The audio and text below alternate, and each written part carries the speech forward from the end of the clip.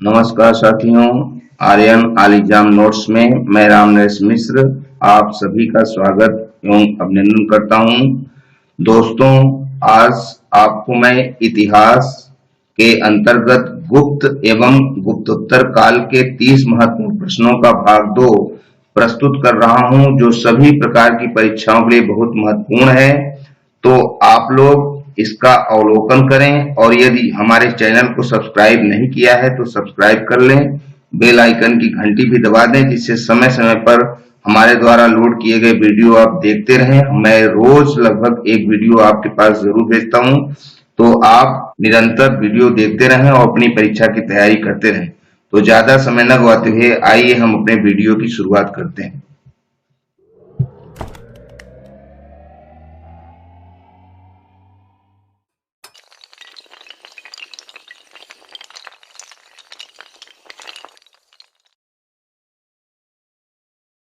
दोस्तों, प्रश्नों की शुरुआत करने से पहले हम आपको बता दें कि स्कंदगुप्त के पश्चात पुरगुप्त, बुद्धगुप्त और विष्णुगुप्त गुप्त वंश के शासक बने और इनके पश्चात गुप्त वंश की सत्ता का क्रमिक पतन आरंभ हुआ। एक एक कर गुप्तों का प्रभाव क्षेत्र सीमित होने लगा।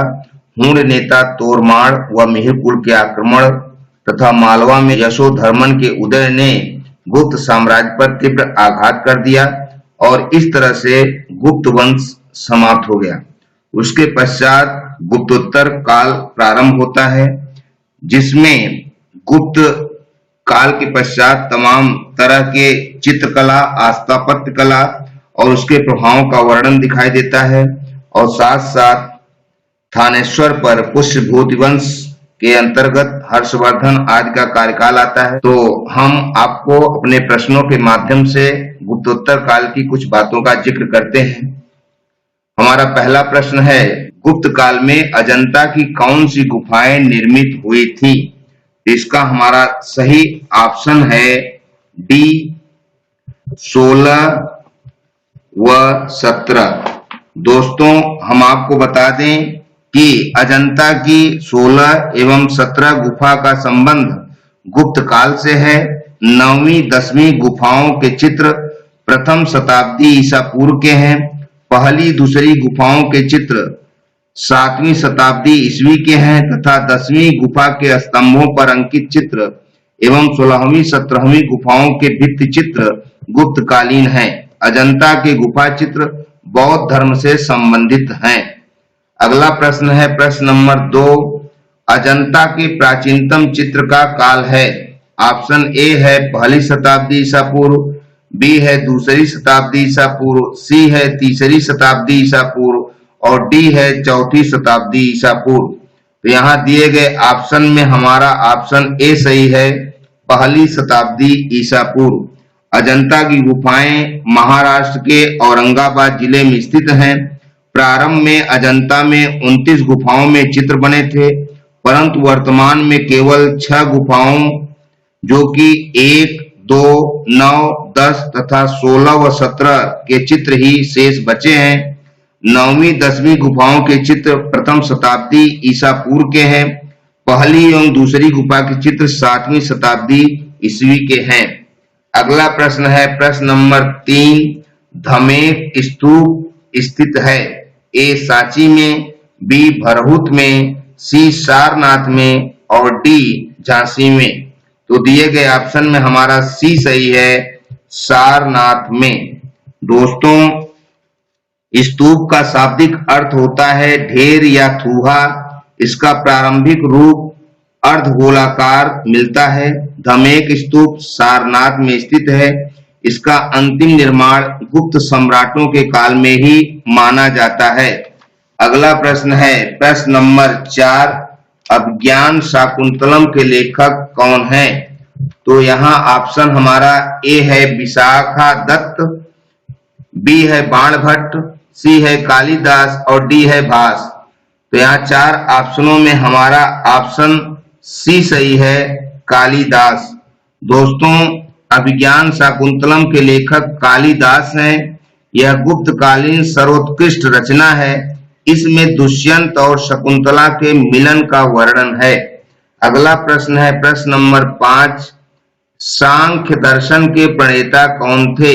ए है ऐतरेय, बी है कवस एलुथ, सी है महावीर स्वामी और डी है कपिल।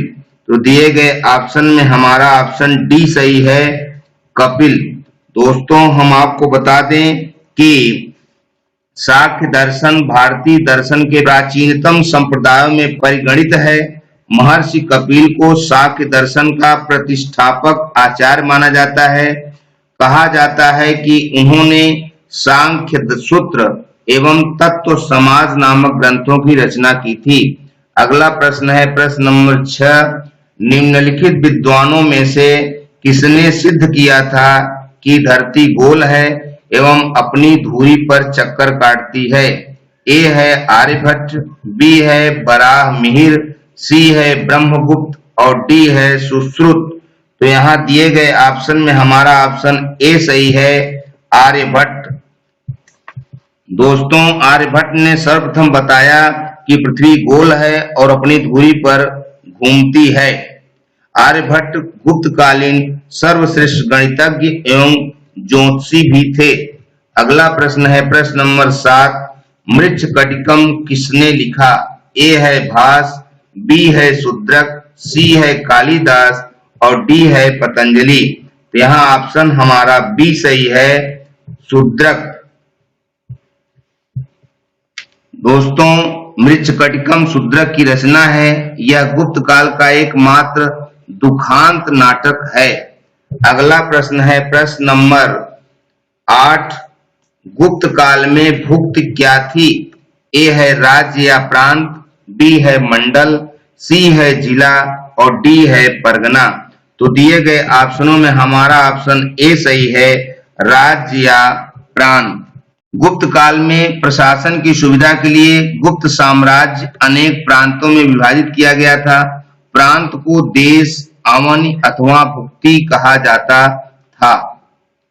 अगला प्रश्न है प्रश्न नंबर 9, किस ग्रंथ में विधवा को पुनर्विवाह की अनुमति दी गई है?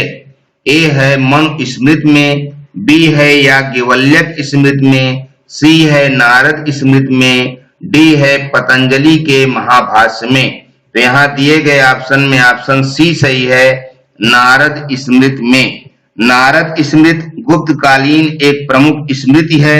इसमें नियोग प्रथा तथा विधवा स्त्रियों के पुनर्विवाह की अनुमति दी गई है।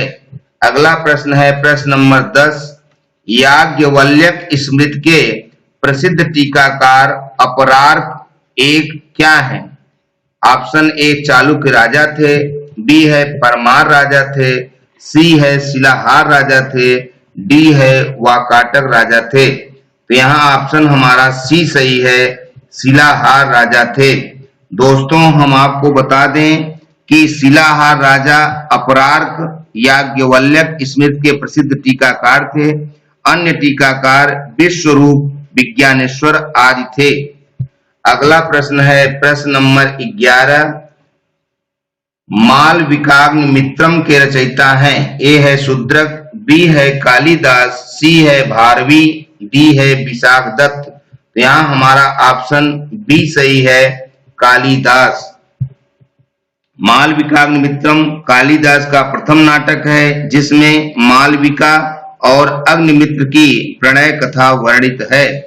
अगला प्रश्न है प्रश्न नंबर 12, स्कंद गुप्त के समय सौराष्ट्र का गुप्ता कौन था? ऑप्शन ए चक्रपालित, बी है तुषास्प, सी है पर्णदत्त, डी है सर्वनाग।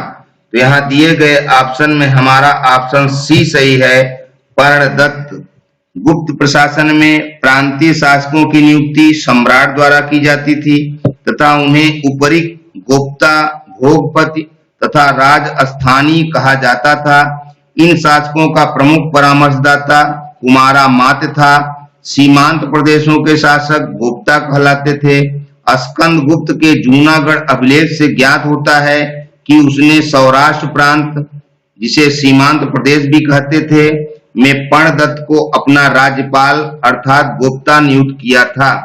अगला प्रश्न है प्रश्न नंबर 13, देवीचंद्र गुप्तम की रचना किसने की थी? तो यहाँ हमारे ऑप्शन ए है चंद्रगुप्त प्रथम, बी है बाणभट्ट, सी है विशाखदत्त और डी है कालिदास। तो दिए गए ऑप्शनों में हमारा ऑप्शन सी सही है, विशाखदत्त। दोस्तों, देवीचंद्र गुप्तम नाटक प्रसिद्ध नाटक के रचनाकार विशाखदत्त हैं। इस नाटक से गुप्तवंशी रामगुप्त के विषय में सूचनाएं प्राप्त होती हैं। अगला प्रश्न है प्रश्न नंबर 14। गुप्तोत्तर काल में महत्वपूर्ण सामाजिक आर्थिक परिवर्तन क्या था? ऑप्शन ए सामंतवाद एवं भूमिदान, बी आर्थिक सुदृढ़ता, सी है ब्राह्मणों का महत्व एवं व्यापार में वृद्धि और डी है शूद्रों को व्यापार का अधिकार। यहाँ हमारा ऑप्शन ए सही है, सामंतवाद एवं भूमिदान। हम आपको बता दें कि गुप्तोत्तर काल में महत्वपूर्ण सामाजिक आर्थिक परिवर्तन सामंतवाद एवं भूमिदान था। गुप्तोत्तर काल में भूमि के दान एवं विभाजन के फलस्वरूप एक नवीन शिक्षित वर्ग कायस्थ का भी उदय हुआ था। अगला प्रश्न है प्रश्न नंबर 15। गुप्त काल में भूमि अभिलेखों को सुरक्षित रखने के लिए नियुक्त पदाधिकारी को कहा जाता था। ऑप्शन ए कर्णिक, बी है ध्रुवाधिकरण, सी है सौल्किक और डी है समाहर्ता। यहाँ हमारा ऑप्शन ए सही है, कर्णिक। हम आपको बता दें कि गुप्त काल में भूमि अभिलेखों को सुरक्षित रखने वाले पदाधिकारी को कर्णिक कहा जाता था। यह महाछपटलिक के अधीन होता था। अगला प्रश्न है प्रश्न नंबर 16। सर्वप्रथम चांदी के सिक्कों का प्रचलन किस शासक ने करवाया था? ऑप्शन ए है चंद्रगुप्त विक्रमादित्य, बी है समुद्रगुप्त पराक्रमांक, सी है स्कंदगुप्त विक्रमादित्य और डी है कुमारगुप्त। तो यहाँ दिए गए ऑप्शन में हमारा ऑप्शन ए सही है, चंद्रगुप्त विक्रमादित्य। दोस्तों, हम आपको बता दें कि रजत सिक्के जारी करने वाला प्रथम गुप्त शासक चंद्रगुप्त द्वितीय विक्रमादित्य था। इस सिक्के को रूप्यक या रूपक कहा जाता था। चंद्रगुप्त द्वितीय ने शक मुद्राओं के ही अनुकरण पर रजत मुद्राओं को उत्कीर्ण करवाया। इस प्रकार हमारा विकल्प ए ही सही है। अगला प्रश्न है प्रश्न नंबर 17। पंचतंत्र किसने लिखा था? ऑप्शन ए है विशाखदत्त, बी है शूद्रक, सी है विष्णु शर्मा और डी है जयदेव। तो यहाँ हमारा ऑप्शन सी सही है, विष्णु शर्मा। दोस्तों, पंचतंत्र के संकलनकर्ता विष्णु शर्मा गुप्त काल की विभूति थे। पंचतंत्र में प्राचीन काल की अनेक कथाओं का संग्रह किया गया है। इसकी रचना अमरकीर्ति नामक राजा के मूर्ख पुत्रों को शिक्षा देकर विद्वान बनाने के उद्देश्य से की गई थी। अगला प्रश्न है प्रश्न नंबर 18। प्राचीन भारत का पहला प्रसिद्ध ज्योतिष शास्त्र का ज्ञाता कौन था? तो ऑप्शन ए है बाणभट्ट, बी है आर्यभट्ट, सी है विशाखदत्त और डी है कात्यायन। तो हमारा ऑप्शन यहाँ बी सही है, आर्यभट्ट। दोस्तों, आर्यभट्ट 476 ईस्वी से 550 ईस्वी के भारत के पहले प्रसिद्ध ज्योतिष शास्त्र के ज्ञाता थे। इन्होंने आर्यभट्टियम ग्रंथ की रचना की, जिसमें ज्योतिष शास्त्र के अनेक सिद्धांतों का प्रतिपादन है। अगला प्रश्न है प्रश्न नंबर 19। गुप्त वंश के शासन काल में कौन सा स्थान कला का प्रमुख केंद्र था? ऑप्शन ए है सारनाथ, बी है अमरावती, सी है एलोरा, डी है सांची। तो यहाँ दिए गए ऑप्शन में हमारा ऑप्शन ए सही है, सारनाथ। दोस्तों, गुप्त काल जो कि 4वीं से 6वीं शताब्दी ईस्वी में भारत में कला के क्षेत्र में उपलब्धियों का महत्वपूर्ण काल है। इस काल में बौद्ध कला के मुख्य केंद्र मथुरा, सारनाथ तथा नालंदा थे।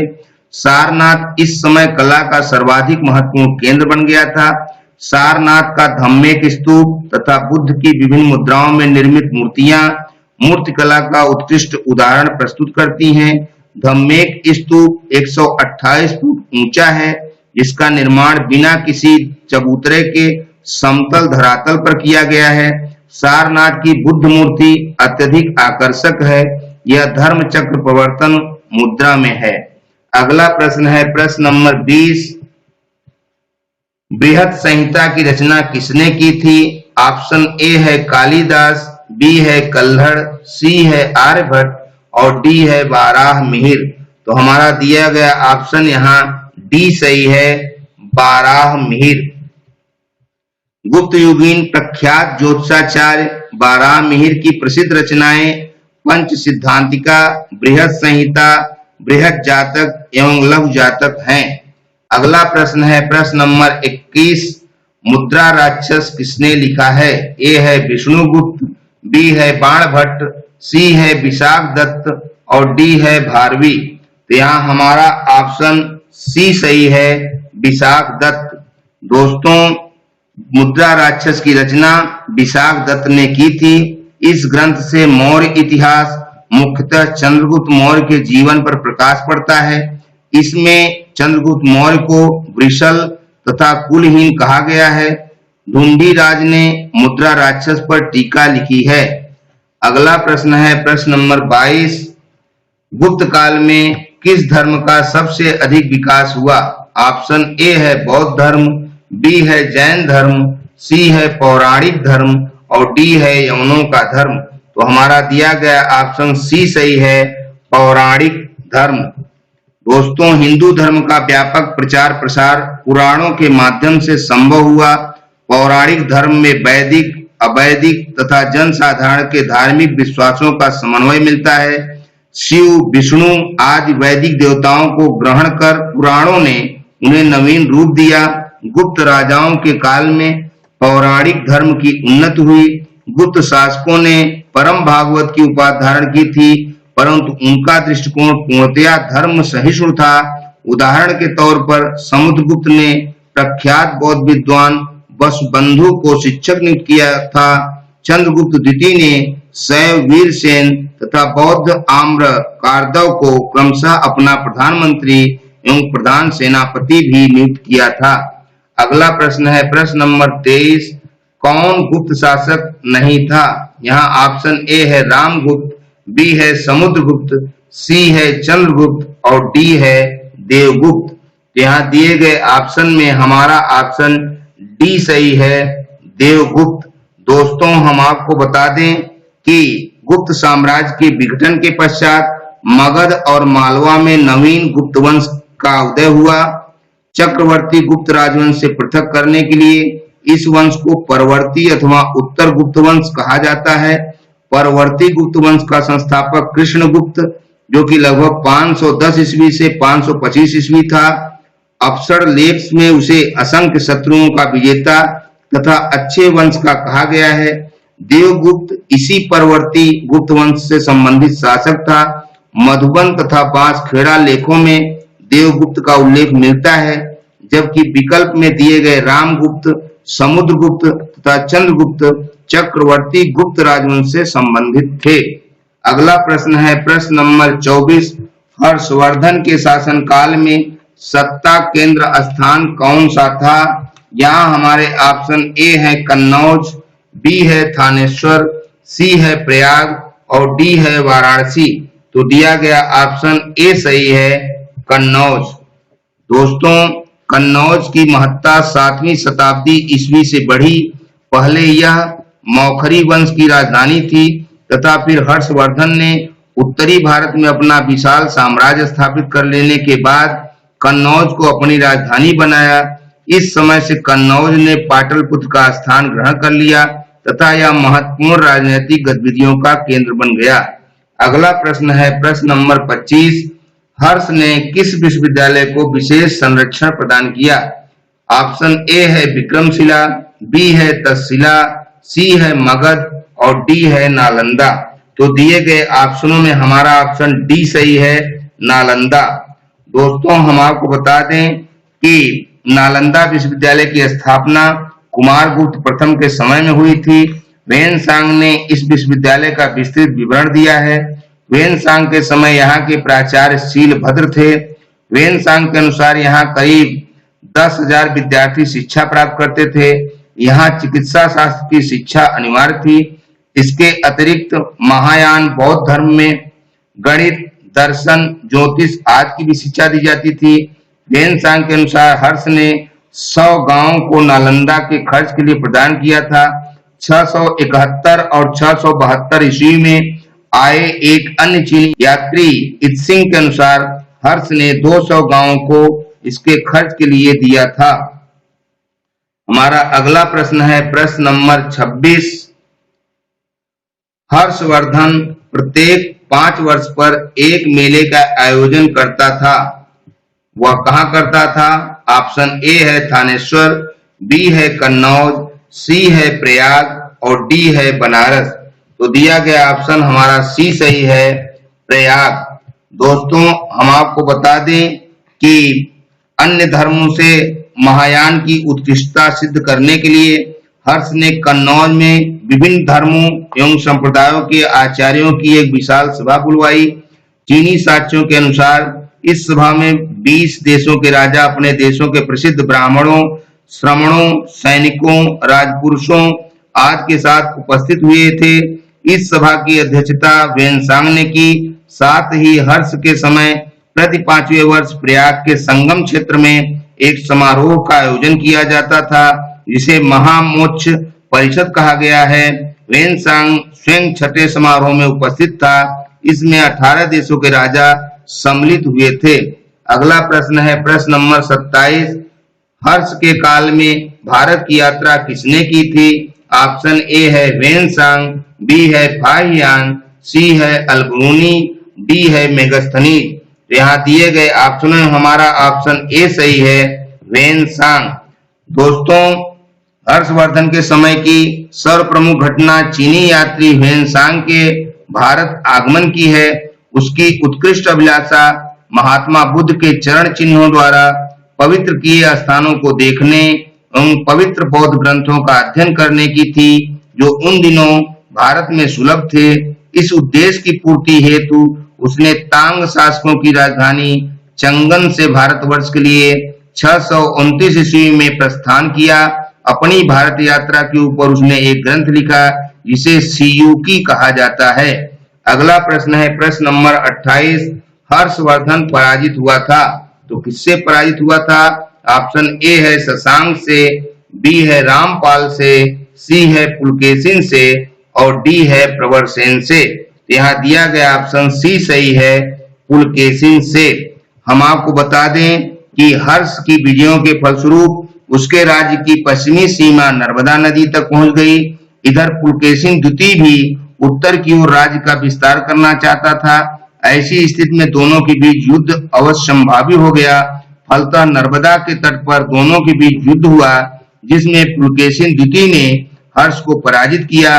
पुलकेशिन द्वितीय की ऐहोल प्रशस्ति एवं वेन-सांग का विवरण इस युद्ध के साक्ष्य हैं। अगला प्रश्न है प्रश्न नंबर 29। पुलकेशिन के ऐहोल अभिलेख में हर्षवर्धन की सेना का उल्लेख है। ऑप्शन ए अश्व सेना, बी है रथ सेना, सी है गज सेना और डी है पैदल सेना। तो दिए गए ऑप्शनों में हमारा ऑप्शन सी सही है, गज सेना। पुलकेशिन के ऐहोल अभिलेख में हर्षवर्धन की गज सेना का उल्लेख है। हर्ष और पुलकेशिन के बीच यह युद्ध नर्मदा नदी के तट पर हुआ जिसमें हर्ष की पराजय हुई। और इस वीडियो का अंतिम प्रश्न है प्रश्न नंबर 30। पुलकेशिन द्वितीय ने दूत मंडल भेजा था तो कहाँ भेजा था? इसके लिए ऑप्शन ए है इराक में, बी है ईरान में, सी है श्रीलंका में और डी है चीन में। तो दिए गए ऑप्शनों में हमारा ऑप्शन बी सही है, ईरान में। दोस्तों हम आपको बता दें कि अरबी विद्वान ताबरी के विवरण से ज्ञात होता है कि पुलकेशिन द्वितीय ने अपने शासन के 36वें वर्ष में फारस जो कि ईरान के शासक खुसरो द्वितीय के दरबार में एक दूत मंडल भेजा गया था। आपने पूरा वीडियो देखा, इसके लिए आपका बहुत बहुत धन्यवाद। दोस्तों आप अपने परीक्षा की तैयारी करते रहें और यदि हमारे चैनल को सब्सक्राइब नहीं किया है तो सब्सक्राइब कर लें, लाइक शेयर भी करें, बेल आइकन की घंटी भी दबा दें। हमारा उत्साह वर्धन करते रहें। जिससे हम समय समय पर आपके लिए निःशुल्क वीडियो बनाते रहें। तो दोस्तों, आज का आपके लिए सवाल है, प्रश्न 1 मुद्रा राक्षस किसने लिखा है, और प्रश्न 2 है पंचतंत्र किसने लिखा था। तो दोस्तों, हम आपसे शीघ्र ही अगले वीडियो में मुलाकात करेंगे। तब तक हम आपसे आज्ञा चाहेंगे। शुक्रिया, थैंक यू, धन्यवाद।